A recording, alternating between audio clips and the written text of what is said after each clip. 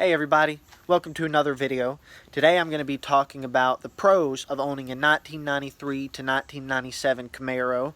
Now, before we get to this, I want to let you know that the next video will be the negatives of owning a 1993 to 97 Camaro. So in this video, it's going to be all positive. I'm not going to say anything bad about the car whatsoever.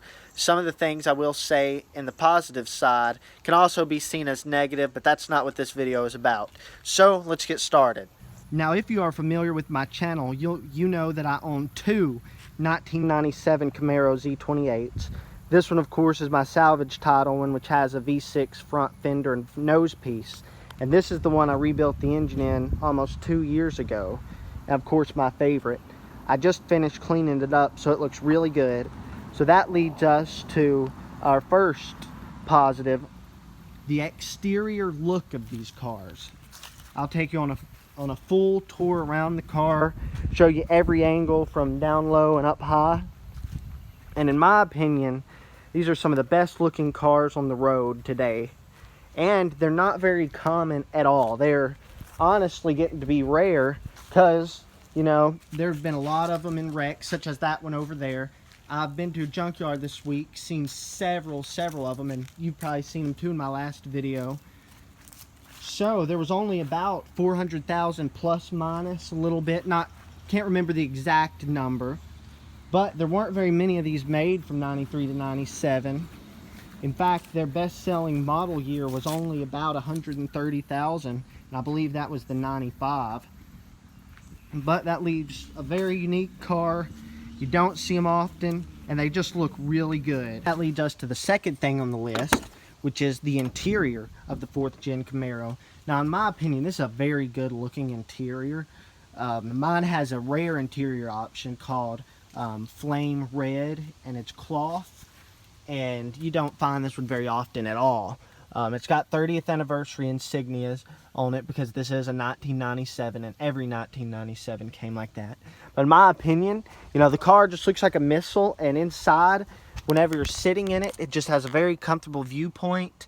You know, you feel like you're in a rocket ship or something, and this is what you would see driving it. I've got you about head level.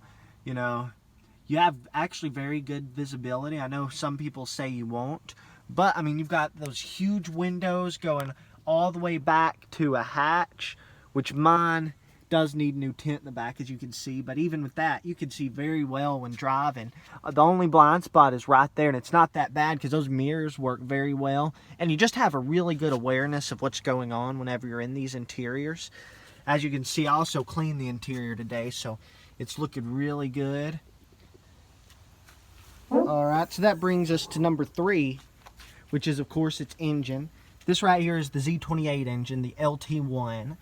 And you probably know that also came in the Corvettes of the era. But the LT1 produced 275 horsepower from 93 to 95. And in 96 and 97, it produced 285 horsepower. So this is not a bad engine by any means. It's powerful by today's standards, and it's an incredibly nice sounding engine. Sounds good. Even the stock exhaust sounds good.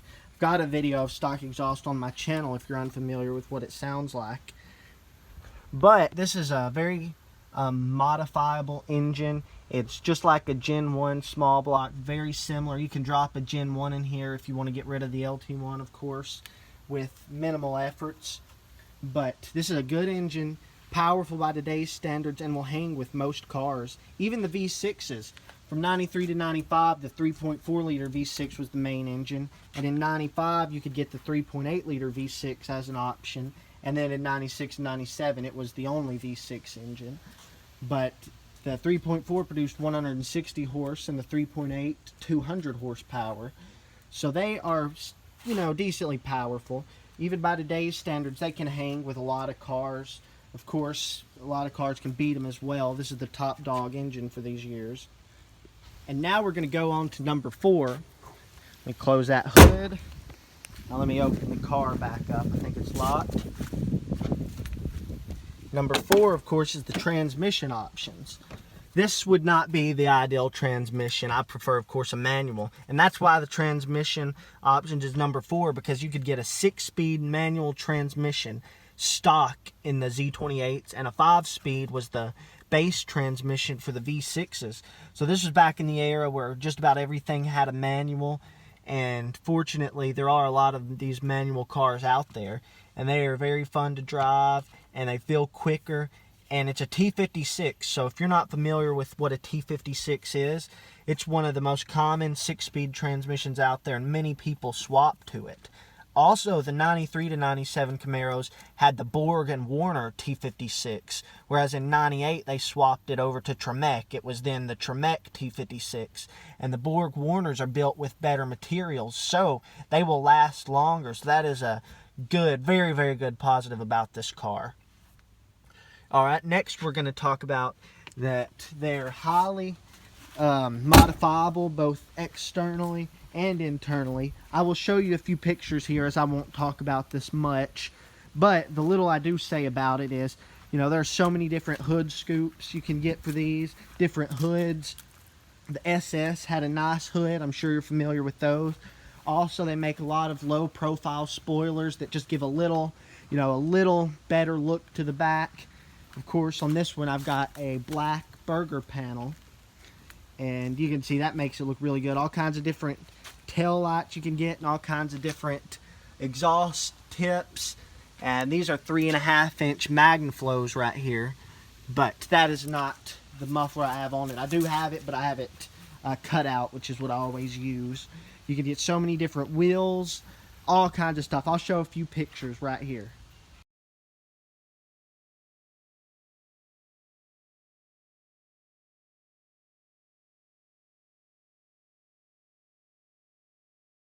And that leads us to the next thing on the list, which is actually gas mileage.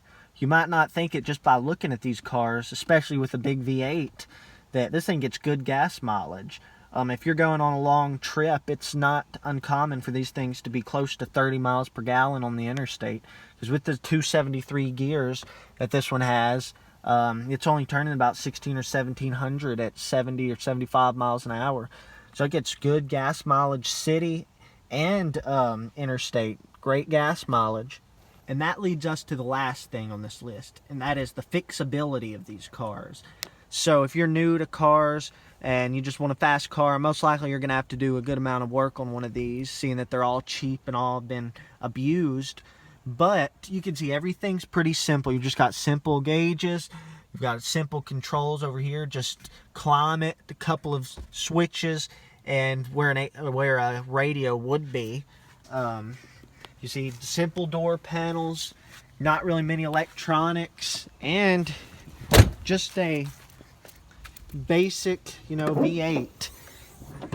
Most people with just a little bit of training, a little bit of reading online, can learn the basics of how a V8 works, and it's easy to learn about this in specific, the LT1, because, you know, people have had problems with these before. So there's a lot of stuff online with how to fix it, and this is the car I started on. Rebuilt this engine right here with the help of a friend, and so now I know most of the quirks of the LT1, and it just gets easier and easier to work on. So that is the final thing on this list. Alright guys, I hope y'all enjoyed this video. As you can see, there's my 97 and my other 97, and you know, I really like these cars. I hope you'll join me next time for the video of the cons of these cars, which in it, of course, I won't say any positive, just only negative things about it. But thank you all for watching.